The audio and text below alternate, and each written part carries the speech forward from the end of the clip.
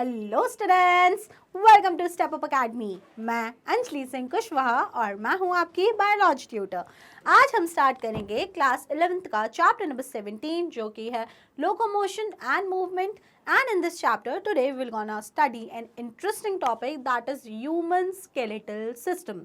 तो भाई हड्डियों के बारे में पढ़ना, अपनी हड्डियों के नाम याद रखना मुझे तो बड़ा इंटरेस्टिंग लगता था। अब आपको कितना इंटरेस्टिंग लगता है, चलिए देखते हैं और शुरू करते हैं। तो सबसे पहले स्केलेटल सिस्टम क्या है? Skeletal system is a whole system which is composed of bones and cartilage. तो बोन्स और कार्टिलेज के कॉम्बिनेशन से एक बॉडी का ढांचा बना है, द फ्रेमवर्क। आप बोलते हो ना यार, अब देखो कोई भी चीज़ है, जैसे आपका घर है, आपके घर का एक फ्रेम है ना, जो पिलर्स हैं आपके घर के, उन्होंने आपके घर को एक फ्रेम प्रोवाइड करके रखा है। जो वॉल्स हैं, they have provided the frame. Otherwise अभी जैसा आपका घर दिख रहा है वैसा होता ही नहीं। सिमिलरली अगर आपकी फेस कुछ ऐसा दिखता है, आपके हाथ कुछ ऐसे दिखते हैं, and the entire body parts, उनका एक स्पेसिफिक शेप है, एक स्पेसिफिक स्ट्रक्चर है, तो वो क्यों दिखता है? Due to the skeletal system. और हमारा जो स्केलेटल सिस्टम है वो किससे मिलकर बना हुआ होता है? The skeletal system is mainly composed of the bones which are 206 in number in adults and few cartilage. तो 206 हड्डियां होती हैं, ठीक है, किसके अंदर? एडल्ट ह्यूमन बीइंग के अंदर। और अगर हम बेबीज की बात करते हैं, इन्फेंट्स की बात करते हैं, तो उनमें 300 बोन्स होती हैं। जैसे जैसे बड़े होते जाते हैं वैसे वैसे कुछ बोन्स क्या होती हैं, कुछ बोन्स फ्यूज हो जाती हैं। तो फ्यूज हो जाने के कारण उनका नंबर रिड्यूस हो जाता है, वो 206 बचती हैं। अब बोन के बारे में पहले भी कभी हमने पढ़ा है। कब पढ़ा था हमने बोन्स के बारे में? जब हमने पढ़ा था द एपिडर्मल टिश्यू सिस्टम और हमने कनेक्टिव टिश्यू, जब हमने वेरियस टिश्यू सिस्टम पढ़े थे, तो हमने पढ़ा था बोन क्या होता है। Bone is a type of specialized connective tissue. Specialized connective tissue में आप 3 चीजें पढ़ते थे, the blood, bone and the cartilage. तो भाई ब्लड के बारे में कहानी डिटेल स्टडी कर ली। बोन क्या होती है? Bone is a hard type या specialized type of connective tissue. और क्या होता है बोन में? बोन होती है बहुत ही हार्ड मैट्रिक्स होता है। हार्ड क्यों होती है बोन? बिकॉज बोन में प्रेजेंट होते हैं कैल्शियम सॉल्ट्स। तो बोन में कौन से सॉल्ट्स प्रेजेंट होते हैं? कैल्शियम सॉल्ट्स प्रेजेंट होते हैं, that is why bones are so hard. और वहीं दूसरा हमारा होता था स्पेशलाइज्ड कनेक्टेड टिश्यू में कार्टिलेज। तो कार्टिलेज जो होता है वो थोड़ा सॉफ्ट होता है, उसका मैट्रिक्स जो होता है वो इतना हार्ड नहीं होता। तो इट हैज प्लायबल मैट्रिक्स। थोड़ा सा अगर हम बात करें तो वो थोड़े से कंट्रैक्शंस को, थोड़े से मूवमेंट को, मतलब इतना हार्ड नहीं होता। आप उसे पुश करोगे तो वो इजीली पुश हो जाएगा, फोल्ड हो जाएगा। तो ये सब चीज़ें प्लायबल है। तो कार्टिलेज ऐसा क्यों है? Due to chondroitin salt. Due to chondroitin salt. तो जो बोन्स होती हैं उसमें होते हैं कैल्शियम सॉल्ट्स, और जो हमारे कार्टिलेज होता है उसमें होता है कॉन्ड्रॉइटन सॉल्ट। इसीलिए बोन्स होती हैं हार्ड, कार्टिलेज होता है सॉफ्ट। बोन्स की जो सेल होंगी या जो भी होगा, बोन में हमेशा होती है ऑस्टियोसाइट्स। क्या होती है? ऑस्टियोसाइट। तो कहीं भी वर्ड ऑस्टियो आ रहा है तो it is always related to bone. और अगर हम कार्टिलेज की बात करते हैं तो कार्टिलेज में होगा कॉन्ड्रोसाइट्स। क्या होगा कार्टिलेज में? कॉन्ड्रोसाइट्स। कॉन्ड्रोसाइट्स, ठीक है। तो कहीं भी वर्ड कॉन्ट्रो आ रहा है तो it is always related two cartilage. तो ये सारी बातें क्लियर हुई। तो स्केलेटल सिस्टम क्या है? एक फ्रेमवर्क प्रोवाइड किया है बॉडी को। बोन्स है, कार्टिलेज है। बोन्स क्या होती है, कार्टिलेज क्या होती है, हमें पता चल गया। और ये कुछ सिमिलरली आधों को ऐसा लगता है ना कि यार सिर्फ ये बुक्स में रहता है, असली में ऐसा नहीं है। तो मैं आपको बता दूंगी असली में भी इसी तरीके का होता है आपका स्केलेटल सिस्टम। ओके, देखा है, मैंने देखा है, असली में भी देखा है। ओके चलो, अब हम देख लेते हैं हमारा ह्यूमन स्केलेटल सिस्टम। तो ह्यूमन स्केलेटल सिस्टम को डिवाइड किया गया है into 2 types. The axial skeletal system which composed of 80 bones, 80 हड्डियां होती हैं एक्सियल स्केलेटल सिस्टम में। And second is appendicular skeletal system which has 126 bones. तो स्केलेटल सिस्टम डिवाइड है into axial and appendicular, 80 bones and 126 bones. और जब 80 plus 126 करोगे तो आंसर आएगा 206। तो इस तरीके से 206 बोन्स को अलग अलग तरीके से क्लासिफाई किया है। अब पहली बात करते हैं एक्सियल स्केलेटल सिस्टम। तो एक्सियल का क्या मतलब होता है? एक्सियल का मतलब होता है सेंट्रल, सेंट्रल लाइन पे जो है। तो यहाँ जो भी पर्पल मार्क्ड है आपको स्केलेटल सिस्टम में, जो पर्पल मार्किंग दिख रही है, it include the axial skeletal system. तो बॉडी में जो सेंटर लाइन पे जो हमारा स्केलेटल सिस्टम है, it is the axial skeletal system. Axial, ठीक है, एक्सियल स्केलेटल सिस्टम। और अगर हम बात करते हैं अपेंडिकुलर, तो अपेंडिकुलर वर्ड कहाँ से है? अपेंडेजेस से। अपेंडेजेस मतलब ऐसे स्ट्रक्चर जो हमें मूव करने में हेल्प करते हैं। तो क्या इंक्लूड होगा अपेंडिकुलर में? खुद देख लो। अपेंडिकुलर में इंक्लूड होंगे द अपर लिम्ब, हाथ की बोन्स, द लोअर लिम्ब और द 2 गडल्स। जो 2 गडल्स हैं जहाँ से अपर और लोअर लिम्स की बोन ओरिजिनेट होती हैं। ठीक है, तो क्या क्या इंक्लूड होगा? एक्सियल स्केलेटल सिस्टम में कौन कौन सी बोन्स इंक्लूड होंगी? Bones of the head, bones of the vertebral column, the sternum and the ribs. तो axial skeletal system include the bones of the skull, the sternum, ribs and the vertebral column. And the appendicular skeletal system it include bones of the forelimbs मतलब कि हाथों की, bones of the hind limbs मतलब lower limb बोलो या पैरों की, pectoral girdle, the pectoral girdle जो उसमें इंक्लूड होती है कॉलर बोन और the shoulder bone, and the pelvic girdle जिसमें इंक्लूड होती है हिप बोन. तो ये जो गडल्स होते हैं, girdles are nothing but the combination of bones और ऐसे स्ट्रक्चर जहाँ से बोन ओरिजिनेट होती है. ठीक है, जहाँ से बोन एक फिक्स्ड है, जो एक उसको बिल्कुल एक फर्म स्ट्रक्चर प्रोवाइड कर रहा है. हवा में तो लटकेगी नहीं ना हड्डियाँ. ठीक है, तो कुछ एक कनेक्शन चाहिए ना, तो दैट इज वाई द गडल्स. तो क्लासिफिकेशन क्लियर हुआ आपको स्केलेटल सिस्टम का into axial and appendicular. Now let's study first the axial skeleton in detail. And in axial skeleton क्या 4 चीजें आती हैं? Bone of the school, bone of the vertebral column, ribs and the sternum. चारों को detail study करते हैं. सबसे पहले हम देख लेते हैं bone of the head. Head वाले रीजन की बोन्स को हम देख लेते हैं, द हेड वाला पार्ट. तो हेड वाला जो पार्ट है, हेड में the skull includes the 22 bones. The hyoid bone is a single one bone present in the neck region, and the ear ossicles कान के अंदर भी हमारे 3 बोन्स प्रेजेंट होती हैं, which are malleus, incus and stapes. तो अगर हम पूरे हेड वाले रीजन की अगर अपने बात करें तो कितनी बोन्स आ जाएंगी? 29 बोन्स, जिसमें स्कल की हो जाती हैं 22 bones. Then the hyoid bone present in the neck region and the ear ossicles, the bone present in the ear. अब अगर हम पहले स्कल की 22 बोन्स की बात करते हैं, स्कल, तो स्कल में कहाँ कहाँ होंगी? इन द क्रेनियम पार्ट, ये ऊपर खोपड़े में, and second the facial region, face में प्रेजेंट होंगी. तो सबसे पहले हम क्रेनियल बोन्स देख लेते हैं. तो cranial bones are 8 in number. 8 cranial bones हैं जिनके नाम होते हैं the frontal single bone, parietal 2 bones होती हैं 1 and 2 इस वाले पार्ट में, then the temporal bone here 1 and 2, and the occipitals, one at the back of the cranium. तो cranium में अभी कितनी bones देखी हमने? frontal, parietal, frontal single, frontal, parietal, temporal and occipital. Then we have single bones, sphenoid and ethmoid. Sphenoid and ethmoid. So these are the 8 cranial bones. 8 हो गई, ठीक है. अब आ जाओ facial bones. फेस पे कौन कौन सी bones होती हैं? तो फेशियल बोन में सबसे पहले आती है nasal bones. There are 2 nasal bones. Then the maxilla, the upper jaw जिसे बोलते हैं, the maxilla upper jaw 2 bone. Then the zygomatics are the cheek bones. जो चीक बोन्स होती है ना, दे आर द जाइगोमैटिक. यहाँ पे आप लड़कियों को बड़े अच्छे से पता होगा क्योंकि इस पे हमें क्या लगाना पड़ता है? चीक बोन्स को हाईलाइट करने के लिए हाईलाइटर्स यूज करते हैं. तो भाई वही जाइगोमैटिक बोन जो 2 होंगी. देन द लेक्राइमल्स, आंसू बहते हैं ना, तो यहाँ से एक चेम्बर होता है तो लेक्राइमर, उसके लिए 2 बोन्स. देन द पैलेटाइन, अगर आप अपनी टंग को इस तरीके से अपर वाले पोर्शन में आप टच करो तो आपको कुछ रफ ऐसे स्ट्रक्चर ऑब्जर्व होते हैं, ऐसे लाइन ऑब्जर्व होती हैं. Those are the palates and they are made up of palatine bone. Okay, तो 2 palatine bone. Then the inferior nasal bone, हमारी नोज में अंदर साइड में 2 बोन्स होती हैं विच आर कॉन्का और the inferior nasal bones, 2 in number. Then mandible, ये जो लोअर जो है, it is a single large one bone, it is mandible, and one single more bone that is vomer. So 14 ये हो गई और 8 ये हो गई. 14 और 8 कितना होता है? 14 + 8 होता है 22. तो 22 बोन्स ऑफ द स्कल हमने पढ़ ली. तो स्कल की जो 22 बोन्स हैं उसको कैसे डिवाइड किया है? स्कल की 22 बोन्स को डिवाइड किया है इनटू क्रेनियम एंड फेस. अब क्रेनियम में कितनी होती है? 8. नाम याद करो जल्दी से. Frontal 1, parietal 2, occipital 1, temporal 1, temporal 2, sphenoid, ethmoid 1. These are the 8 bones of cranium. अब आ जाओ फेस की 14 बोन्स पे.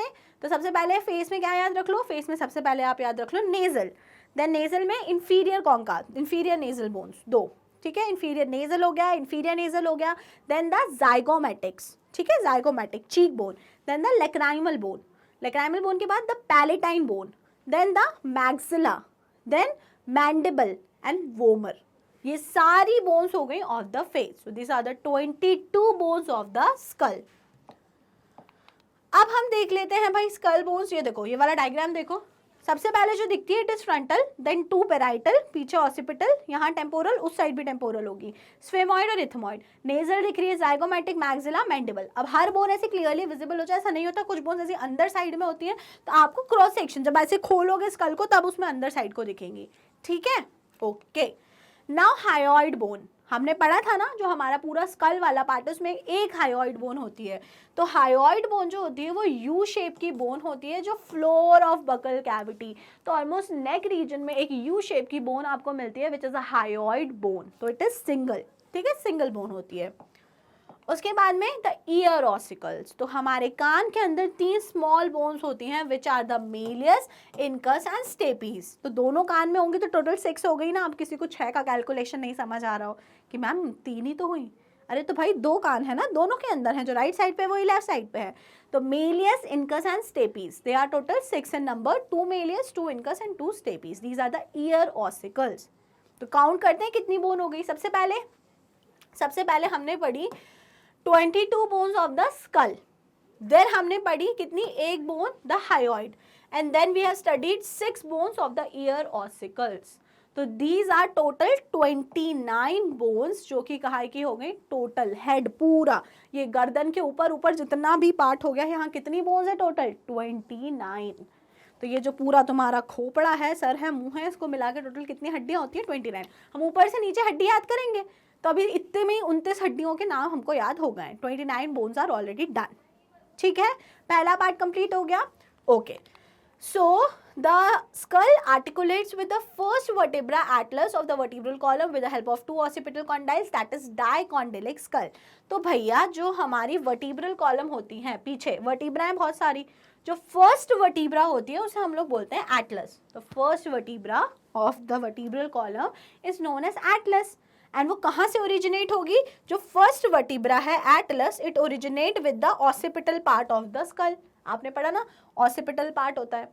अब ये जो ऑसिपिटल पार्ट होता है उसमें 2 आर्टिकुलेशंस होते हैं, 2 आर्टिकुलेटिंग सरफेस होते हैं, इसीलिए the skull is known as dicondylic skull, because उसमें 2 ऑसिपिटल कॉन्डाइल्स होते हैं, ठीक है। तो vertebral column with the help of 2 occipital condyles. The skull articulate with the first vertebra of vertebral column with the help of 2 occipital condyles. तो 2 occipital condyles present होते हैं. That is why the skull in human being is known as dicondylic skull. Skull को क्या बोला जाता है? Dicondylic skull. तो क्योंकि हम head bones of the head region पढ़ रहे हैं, इसलिए ये पढ़ना बहुत इंपॉर्टेंट है कि skull is known as dicondylic skull. Okay, चलो ठीक है। नाउ वर्टिब्रल कॉलम, अब हमने पहले bones of the head complete कर ली, अब आ जाओ वर्टिब्रल कॉलम पे। ये जो वर्टिब्रल कॉलम आपको दिखता है, तो vertebral column is composed of 26 vertebra और द 26 बोन्स। टोटल 26 हड्डियां यहाँ पे अरेंज होती हैं जो मिलके बनाती हैं आपका वर्टिब्रल कॉलम। अब इन 26 bones, these are of 5 types. First 7 जो आपको दिख रही है, 1 2 3 4 5 6 7, यहाँ जो फर्स्ट 7 आपको दिख रही हैं, they are known as the cervical vertebra, they are known as the cervical vertebra. Then after 8th से लेके जो अगली 12 होंगी, 1 2 3 4 5 6 7 8 9 10 11 12, जो अगली 12 होंगी, अब इसमें पता नहीं एग्जैक्ट है कि नहीं, 12 डायग्राम में ऊपर नीचे कर देते हैं। So the next 12 vertebra are the thoracic vertebra. कौन सी vertebra? Thoracic vertebra.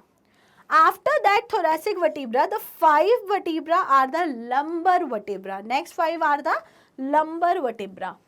And the lastly we have 2 vertebra which are sacrum and coccyx.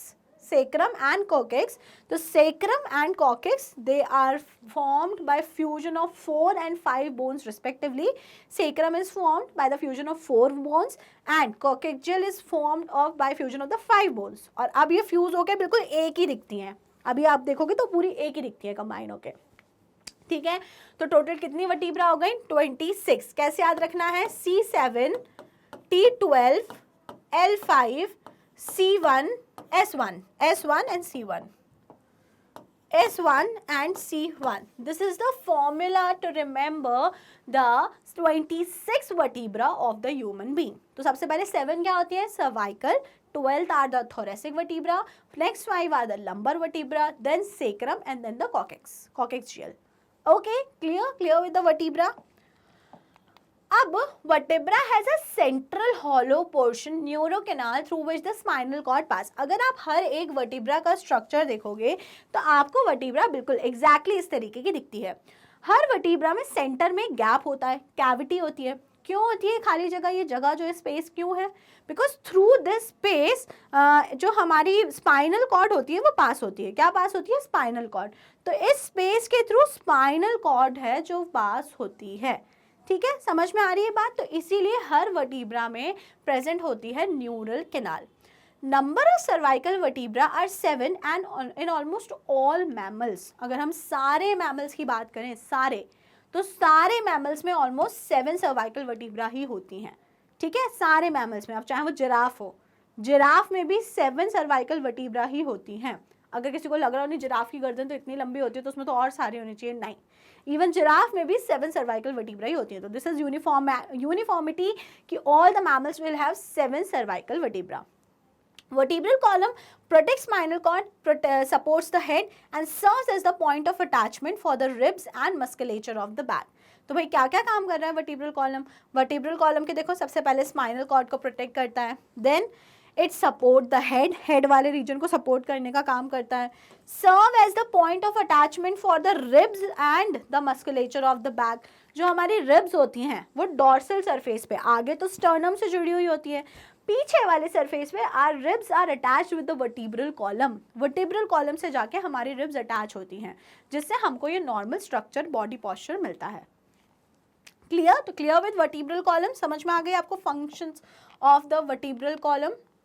So now let's move to third bone of the axial system, that is sternum. तो sternum is also known as breast bone. अभी जो sternum होती है वो tie shape की दिखती है. Tie पहनते हैं ना हम सब, टाई. तो टाई में ऊपर क्या होता है? Not. So this part is known as manubrium. This is the body of the sternum and the last pointed part is the xiphoid process or the xiphy sternum. Okay, so these are the 3 parts of the sternum. Sternum क्या है भाई? A flat bone on the ventral midline of the thorax. हमारा जो chest region है, जो thorax वाला part है, उसमें जो center में, आप यहाँ feel करो तो आपको बहुत hard structure feel होगा. सब करके देख लो, बिल्कुल center. आप बिल्कुल अपने in the center of the breast आप touch करो तो आपको hard structure feel होता है. Hard flat structure. It is due to the presence of sternum. तो sternum bone present होती है in the thorax region. ठीक है? Fourth type of bones that are the part of axial system are the ribs. तो ribs are total 12 pair. मतलब total कितनी bones हो गई? 24 bones. 12 इस साइड है, 12 इस साइड है. तो total we have 12 pair of ribs. And among this 12 pair of ribs, they are divided into 3 types. 3 types में divided है ये 12 pair. सबसे पहले अगर हम बात करते हैं फर्स्ट से लेके 7 तक, फर्स्ट से लेके 7 तक, तो from 1st to 7 the ribs are known as true ribs or the vertebrosternal ribs or the vertebrosternal ribs. True ribs or the vertebrosternal ribs. Vertebrosternal ribs. क्यों बोलते हैं इनको true ribs और the vertebrosternals? Because ये जो ribs हैं first से लेके 7 तक, ये आगे वेंट्रल वाले साइड पे they are attached to sternum and on the dorsal side they are attached to vertebra. ठीक है? तो जो आपने देखा first two 7 pair of rib है, they are known as true ribs और the vertebrosternal ribs because on the ventral surface they are attached with the sternum and on the dorsal surface they are attached with the vertebra. Then pair 8, 9 and 10. Pair 8, 9 and 10. Pair 8, 9, 10 they are known as vertebrochondral or the false ribs. Now what do you understand by chondral? Chondral was always related to cartilage. Cartilage का मतलब कहीं भी है तो हम वो chondral उस चीज से रिलेट कर सकते हैं, कॉन्ड्रल एंड कार्टिलेज. सो अब ये 8th, 9th bone, 10th bone का क्या चक्कर है? 8th, 9th bone dorsal side में तो वर्टिब्रा से अटैच्ड है, तो that is why vertebrae. But on the ventral surface, these ribs are not attached with the sternum. 8, 9, 10 आगे वाले सरफेस पर, वेंट्रल सरफेस पर आके स्टर्नम से अटैच नहीं है. तो फिर आप बोलोगे मैम तो फिर कहाँ अटैच्ड है? So 8th, 9th and 10th ribs are attached with the cartilage of the 7th rib. जैसे ये 7th rib आपको ये दिख रही है, 7th rib, 8th rib आके यहाँ 7th से अटैच हो गई, 9th भी आके 7th से अटैच हो गई, 10th भी आके 7th वाले कार्टिलेज से ही अटैच हो गई. So 8th, 9th, 10th they are known as false rib because, or the vertebrochondral, because on the dorsal surface it is attached, it is articulated with the vertebra, but on the ventral surface it is articulated with the, it is not articulated with the sternum, rather they just get terminated with the cartilage of the 7th rib. 7th rib के cartilage के साथ में आके terminate हो जाते हैं. ठीक है? Okay. And the last pair, 11th and 12th. 11th and 12th pair are known as floating ribs or the vertebral ribs, or the vertebral ribs. Vertebral ribs. अब इनका क्या चक्कर है vertebral ribs बोलने का? Because on the dorsal surface, 11th and 12th वाली rib dorsal surface पे तो vertebra से attached है, but on the interior surface या ventral surface वो कहीं भी attach नहीं है, वो हवा में है, हवा में है. Exactly, they are the floating ribs. इसीलिए उन्हें हम बोलते हैं floating ribs.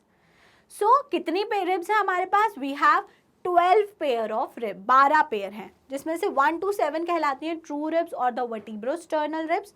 8, 9, 10 कहलाती हैं false rib और the vertebrochondral ribs. And the 11th and 12th they are known as floating ribs or the vertebral ribs. ठीक है? Reason क्या होता है? Reasons मैंने आपको समझा दिया है. Now, each rib has 2 articulation surfaces on its dorsal end, so it is called bicephalic. अब जो हर rib होती है वो अपने dorsal पीछे वाले साइड पे 2 articulation surface होते हैं, one with the vertebra and one with the spine of the vertebra. ठीक है, उसमें 2 ऐसे projections होते हैं उसके साथ में. So you have seen जो rib है वो 2 surface पे जाके articulate हो सकती है. That is why the ribs are known as bicephalic. The ribs are known as bicephalic because उसमें 2 surface of articulation है on the ventral or dorsal side, on the dorsal side, not on the ventral side. Ventral पे तो एक ही है जिसमें sternum से आके attach होगा. True ribs are attached to thoracic vertebra and ventrally connected to sternum with the help of a hyaline cartilage. अब कभी भी अगर आप देखोगे रिब्स को तो रिब्स आपको पीछे से तो जाके अटैच है वर्टिब्रा, ठीक है, डॉर्सल सरफेस पे तो वर्टिब्रा से अटैच है, लेकिन ऑन द एंटीरियर सरफेस आप देखो कि बोन यहीं पे खत्म हो गई है, यहाँ पे कुछ ब्लू पार्ट दिख रहा है. इवन फॉर ट्रू रिब्स यहाँ पे आपको ब्लू पार्ट दिख रहा है. ट्रू रिब्स ही तो अटैच होती हैं, बट क्या डायरेक्टली बोन आके अटैच हो गई है? नो, बोन आके डायरेक्टली अटैच नहीं हो रही है, रिब आके डायरेक्टली अटैच नहीं हो रही, बल्कि रिब में यहाँ पर कार्टिलेज प्रेजेंट है जो जाके स्टर्नम से अटैच हो रहा है. So on the ventral surface ribs are connected with the help of a cartilage and ये जो cartilage होता है it is a hyaline cartilage. कौन सा cartilage है? Hyaline cartilage. ठीक है, hyaline cartilage की help से यहाँ पर ribs हमारे ventral surface पे ribs के साथ में attached होती हैं. पूरी बात समझ में आई? So this is everything about the axial. False और इसके बारे में भी देख लो, फिर बोलती हूँ ये line. False rib do not articulate directly with the sternum but join the 7th rib with the help of hyaline cartilage. समझाया ना? 8th, 9th, 10th जो pair of vertebra है, pair of ribs है, सॉरी, तो pair of ribs जो 8, 9, 10th है उसे false rib क्यों बोल रहे हैं? Because वो directly आके sternum से attach नहीं होती हैं. Rather the 8th, 9th and 10th rib joins the cartilage of the 7th rib और किसकी हेल्प से? With the help of a hyaline cartilage. इसीलिए हम उन्हें फॉल्स रिब बोलते हैं. And lastly we have floating ribs. Floating ribs are not connected ventrally. तो floating ribs dorsally तो वर्टिब्रा से अटैच हैं, लेकिन वेंट्रली वो किसी भी चीज से अटैच नहीं है. That is why they are known as floating ribs. Okay, am I clear to you? बढ़िया. So this was everything about the axial skeletal system which composed of 80 bones. तो हमने 80 हड्डियाँ ऑलरेडी पढ़ ली हैं अगर आपको समझ आ रहा है तो 29 बोन्स तो हेड में हो गई थी. फिर हमने क्या देखा? 29 बोन्स के बाद एक हमारी हो गई स्टर्नम, 12 पेयर हो गई रिब्स और 24 हो गई हमारी वर्टिब्रा. इस तरीके से we have studied 80 bones. Now it's time to study the remaining 126 bones which falls under appendicular skeletal system. Appendicular skeletal system में 126 हड्डियां इंक्लूड होती हैं और उन 126 हड्डियों को 4 तरीके से डिवाइड किया है. Bones of the upper limb, bones of the lower limb, pectoral girdle and the pelvic girdle. ठीक है. So first study, let's study the bones of the forelimb. Four limbs की bone को हम लोग study करते हैं. तो forelimb composed of 30 bones in each limb. मतलब मेरे एक हाथ में 30 हड्डियां हैं. यहाँ से लेके यहाँ तक बात करूँ तो मेरे एक हाथ में कितनी बोन्स है? 30 बोन्स. तो दोनों हाथ की बोन्स मिला के कितनी बोन्स हो गई? Very good, 60 bones. कितनी बोन्स हो गई? 60 bones. So now let's study these 60 bones. सबसे पहले अगर आप बात करते हो तो सबसे पहले अगर आप अपर लिम्ब में देखो, there is a long bone present in the arm region. तो ये जो भी आपका आर्म है, आर्म वाले रीजन में जो बोन होती है, it is the humerus. It is the humerus. तो ये बोन कौन सी हो गई? Humerus. Humerus. After humerus in the forearm, forearm में 2 बोन्स प्रेजेंट होती हैं. The thin one is the ulna and the thick one is the radius. So radius and ulna one each. तो humerus, radius, ulna. Then in the wrist part, wrist में अगर आप देखो तो wrist में present होती हैं 8 कार्पल्स. रिस्ट में प्रेजेंट होती हैं यहाँ पे 8 बोन्स प्रेजेंट हैं which are known as carpal bones. Carpal. After carpals अगर आप अपने हैंड को देखो तो कार्पल्स के बाद देयर आर 5 बोन्स ईच जो हर एक फिंगर में जा रही है और including thumb. These are the metacarpals. These are the metacarpals. ये जो 5 bones आपको दिख रही हैं, these are the metacarpals जो आपके palm में है, palm of the hand में present है. These are the metacarpals, 5 in number. And lastly, जितनी भी bones आपकी इन fingers में present होती हैं, very short, very small, minor, very small bones are present in the fingers. They are known as phalanges. These bones are known as phalanges, which are 14 in number and they are present in the finger including the thumb. So this is the count of 30 bones of a upper limb. सबसे पहले एक bone कौन सी हो गई? Humerus. then radius ulna, then 8 carpals, 5 metacarpals and lastly 14 phalanges. This is 30 in one hand, another 30 in another hand. So this is the study of 60 bones of the upper limb. Easy है ना? Very easy. तो ये हो गई upper limbs की bone. अब हम आगे देख लेते हैं the bones of the hind limb, हमारे पैरों की, लोअर लिम्ब की बोन. तो जिस तरीके से आपने देखा there are 30 bone in each limb, तो भाई पैरों में भी हर एक पैर में देयर आर 30 बोन्स. तो दोनों पैर की मिला के कितनी हड्डियां हो गई टोटल? 60 बोन्स. कितनी हो गई? 60 बोन्स. अब ये 60 बोन्स में क्या क्या होता है? The longest bone of the body which is present in the thigh, जो आपका thigh वाला region होता है उसमें जो bone present होती है, it is the femur or the thigh bone. ठीक है, तो femur, the thigh bone. Secondly, in the leg part, अब आ जाओ leg वाले part में. तो leg में आप देखो तो there are 2 bones. 2 bones जैसे कि हमारे हाथ में होता था रेडियस अल्ना, उसी तरीके से हमारे पैर में होता है tibia and fibula. Tibia and fibula. Tibia जो होती है वो थोड़ी सी थिक होती है एंड फिब्यूला जो होती है वो थिन होती है. तो tibia and fibula 1 each in leg. अब घुटने में भी तो एक हड्डी होती है ना, जिसे कटोरी बोलते हैं हिंदी में, कटोरी. So in English, in our language, that knee bone, जो हमारे नी में जो बोन होती है, that is known as patella. That is known as patella. So this is the knee bone, patella. Okay. Then comes to the कौन सा वाला part? Ankle part. पैर में जो होता है ना, पैर में जैसे यहाँ पे रिस्ट था, वैसे पैर में अगर आप बात करो तो एंकल होता है. तो in ankle there are 7 ankle bone which are known as tarsals. Which are known as tarsals. After tarsals there are 5 metatarsals. After tarsal उसके बाद में क्या होगा? जैसे हाथ में मेटाकार्पल होती थी, उसी टाइप से पैर में क्या प्रेजेंट होंगे? Metatarsals. They are 5 in number. And lastly, जिस तरीके से हाथों की उंगलियों में 14 बोन्स होती थी, the phalanges, similarly phalanges are present 14 in number in the toes of the leg, in the toes of the foot. Okay, so count कर लो, टोटल 30 होगा. कौन कौन सी बोन्स हो गई? सबसे पहले फीमर, देन पटेला, टीबिया फिब्यूला, देन उसके बाद टार्सल्स, मेटाटार्सल एंड फैलेंजेस। अगर आप टोटल काउंट करते हो तो इट विल बी 30। टोटल कितना हो गया? 30 इन नंबर। ठीक है, तो आपने अभी तक कितनी बोन्स याद कर ली अपेंडिकुलर स्केलेटल सिस्टम में?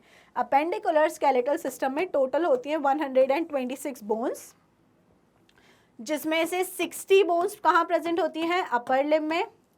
60 बोन्स कहाँ प्रेजेंट होती हैं? लोअर लिम्ब में। और आपने ये 120 बोन्स आपने ऑलरेडी लर्न कर ली हैं।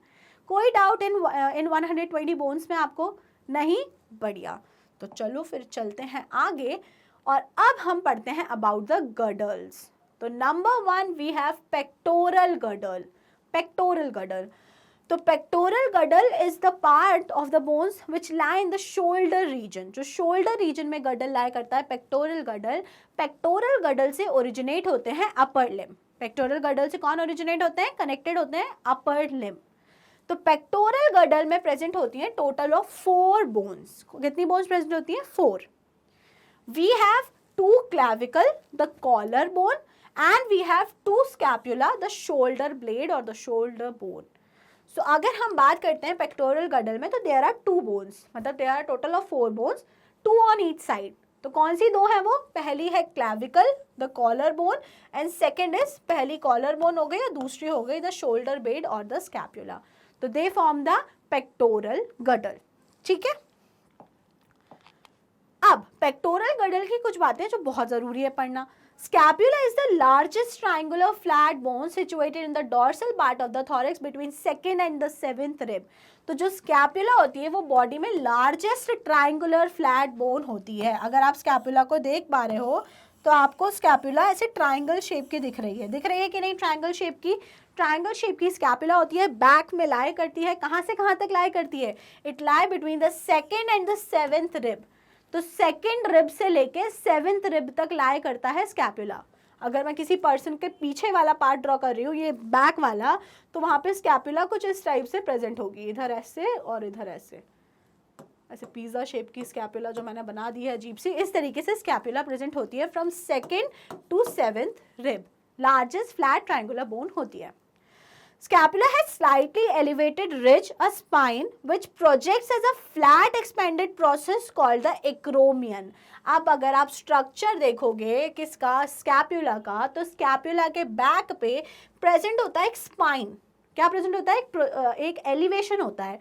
अगर जैसे ये स्कैपुला है तो स्कैपुला पे यहाँ पे एक उठा हुआ स्ट्रक्चर होता है, दोनों साइड होगा, इसमें भी होगा, इसमें भी होगा, उठा हुआ स्ट्रक्चर होता है। इस उठे हुए स्ट्रक्चर को हम लोग बोलते हैं स्पाइन ऑफ द स्कैपुला। क्या बोलते हैं उस उठे हुए स्ट्रक्चर को? इस उठे हुए स्ट्रक्चर को हम लोग बोलते हैं spine of the scapula. And spine of the scapula के एंड में प्रेजेंट होता है एक प्रोसेस, यहाँ पे एक process which is known as acromion process, which is known as acromion process. ठीक है, समझ में आ रही है बात? तो ये मैं ये मिटाना चाहूंगी। ठीक है, तो भाई ये जो है आपको ये जो पीछे पार्ट दिख रहा है ना, ये डायग्राम में एग्जैक्टली जो पीछे पार्ट दिख रहा है वो स्पाइन है और this is the acromion process. ये क्या है? Acromion process. Okay, the clavicle articulates with this. तो क्लैविकल जो होती है वो आके इस एक्रोमियन प्रोसेस पे आके जुड़ती है। क्लैविकल यहाँ पे आके इस एक्रोमियन प्रोसेस पे आके जुड़ेगी। ओके, समझ में आई? और कुछ बातें देखते हैं about scapula. Below the acromion is a depression called the glenoid cavity. अब फिर से ये डायग्राम देखो, आपको इस डायग्राम में यहाँ पे एक हॉलो गड्ढा टाइप का दिख रहा होगा, एक गड्ढे जैसा स्ट्रक्चर दिख रहा होगा।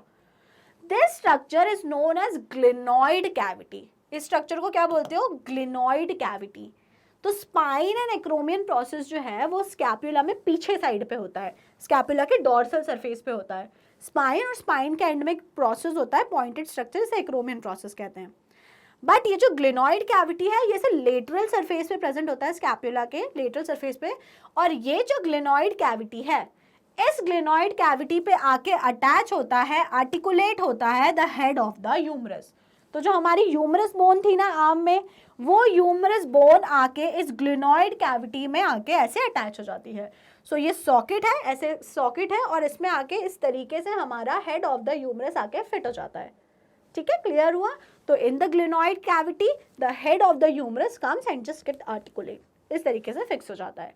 तो अब ये याद रखना है, कि जो हमारा हेड ऑफ द ह्यूमरस होता है, ह्यूमरस में ऐसे हेड वाला पार्ट होता है, हेड ऑफ द ह्यूमरस कहाँ जाके फिट होता है, head of the humerus get just articulate in the बोलो जल्दी कहाँ पे, articulate in the glenoid cavity of the scapula, where, glenoid cavity of the scapula. और ग्लिनॉइड कैविटी को आपको स्पाइन एंड एक्रोमियन के साथ में कंफ्यूज नहीं करना है, स्पाइन और एक्रोमियन टोटली डिफरेंट पार्ट है स्कैपुला के। ओके क्लियर, चलो अब ये जो स्पाइन और सब तो ठीक है, यहाँ पे जो आपने देखा ये ह्यूमरस और हमारा ग्लिनॉइड कैविटी, ये हमारा ह्यूमरस का हेड और ग्लिनॉइड कैविटी और स्कैपुला ये जो आके यहाँ पे फिक्स हो गए, तो कहीं भी अगर दो बोन ज्वाइन हो रहे हैं तो दे form a joint. And with joint क्या बोलोगे, आपको यहाँ पे हेड ऑफ द ह्यूमरस यहाँ था और यहाँ पे शोल्डर बोन आके अटैच हो गए, दोनों ज्वाइन हो गए, कौन सा जॉइंट बोलोगे आप उसे, शोल्डर जॉइंट। तो शोल्डर जॉइंट भाई कब बनता है, शोल्डर जॉइंट बनता है when the head of the humerus just articulate in the glenoid cavity of the scapula, they form the which joint, they form the shoulder joint. Okay next see the pelvic girdle. अब भाई pelvic girdle क्या होता है, pelvic girdle composed of 2 bones, pelvic girdle में simply 2 bones होती हैं और ये 2 बोन्स कौन सी होती हैं, द कॉक्सल बोन और द हिप बोन। तो आपको ये जो स्ट्रक्चर दिख रहा है यहाँ पे, अगर सिर्फ इतना पार्ट देखो आप, दिस इज 1 कॉक्सल बोन, ये एक हड्डी है ये दूसरी हड्डी है, तो ये दोनों बोन्स ऐसे करके कंबाइन हो जाती हैं and they form the pelvic girdle, they form the pelvic girdle. तो pelvic girdle is formed by 2 bones which are the 2 coxal bone. अब अगर हम हर एक coxal bone की बात करें, हर एक coxal bone की बात करते हैं, तो coxal bone जो होती है वो 3 bones के फ्यूजन से बनी हुई होती है, 3 हड्डियां फ्यूज होके ये स्ट्रक्चर बनाया है। सबसे बड़ी जो इसमें बोन होती है वो होती है इलियम, जो सेकेंड बोन होती है वो होती है इसमें प्यूबिस, और जो तीसरी बोन उस अंदर तरफ होती है इट इज द ईशियम, तो 3 बोन के फ्यूजन से हमारी एक कॉक्सल बोन बनती है। 1 कॉक्सल बोन कितनी बोन के फ्यूजन से बनती है, it form by the fusion of 3 bones, ilium, ischium and pubis. तो इसीलिए अब इसे आप बोलोगे 3 हड्डी थे 3, तो मैम टोटल 6 हो जानी चाहिए थी, नहीं, अब हम उसे 6 नहीं बोलेंगे, क्यों नहीं बोलेंगे, बिकॉज इलियम, ईशियम, प्यूबिस जो हैं they are fuse together and form a 1 single bone which is a coxal bone.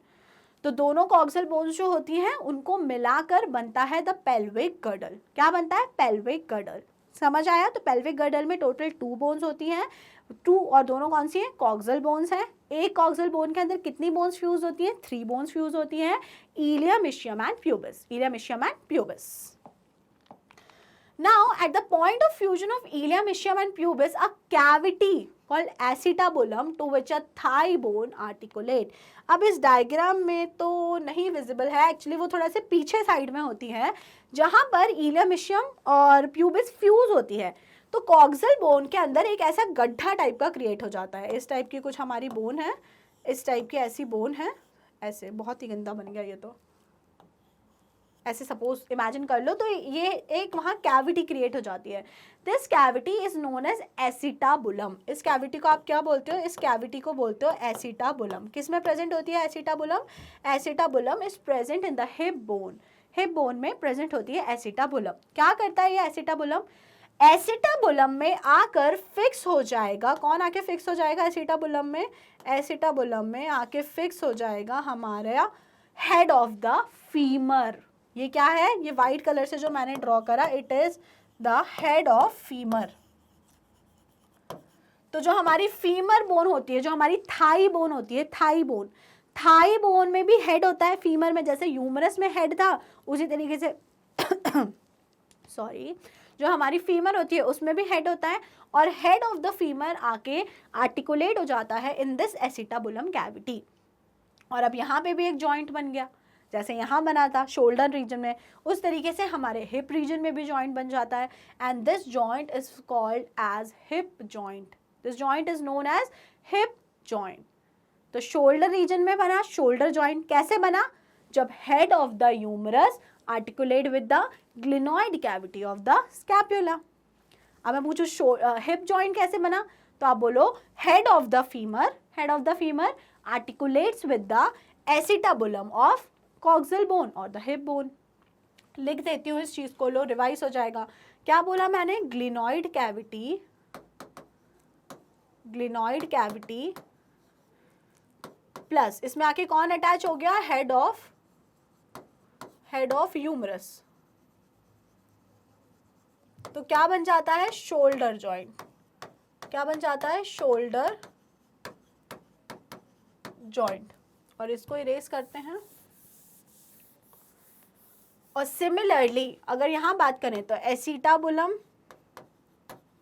Acetabulum एक कैविटी है, उसमें आके ज्वाइन हो जाता है हेड ऑफ फीमर जो हमारे थाई में होती है, तो बन जाता है हमारा हिप जॉइंट। क्या बन जाता है? हमारा हिप जॉइंट। और साथ में बात करें अगर ग्लिनॉइड कैविटी, तो ग्लिनॉइड कैविटी किस में प्रेजेंट होती है? Glenoid cavity is present in the scapula, the shoulder bone, and acetabulum is present in the coxal bone, that is the hip bone. Clear हो गई ये सारी बातें? Okay. The two halves of the pelvic girdle meet ventrally to form pubic symphysis containing fibrous cartilage। अभी अगर आप देखो तो मैं आपको एक डायग्राम दिखाना चाहूंगी। आप यहाँ देखो, आप देखो कि जो स्ट्रक्चर है हमारा दोनों कॉक्सियल बोन, तो कॉक्सियल बोन्स जहाँ भी जाके ज्वाइन होती हैं, there they form a structure called the pubic symphysis. तो जहाँ पे भी दोनों कॉक्सियल बोन्स का अटैचमेंट हो रहा है, they form a structure which is known as pubic symphysis, and the pubic symphysis contain fibrous cartilage। तो pubic symphysis में बहुत सारा अमाउंट में प्रेजेंट होता है fibrous cartilage। Clear everyone? Okay, किसी को कोई भी डाउट? ठीक है, so that is it for today. हमने पढ़ा द ह्यूमन स्केलेटल सिस्टम, जिसको हमने दो पार्ट्स में पढ़ा, the axial and the appendicular, और हमने पूरी यहाँ पे 206 बोन्स ऑफ द बॉडी को कवर किया 2 हेडिंग्स के अंदर। तो कोई भी डाउट है, कुछ भी नहीं समझ में आया है, तो डाउट्स आर मोस्ट वेलकम्ड। सब समझ में आ गया, मज़ा भी आ गया, तो जल्दी से वीडियो को कर दो लाइक और स्टेप अप अकेडमी को कर लो subscribe. Thank you and keep watching.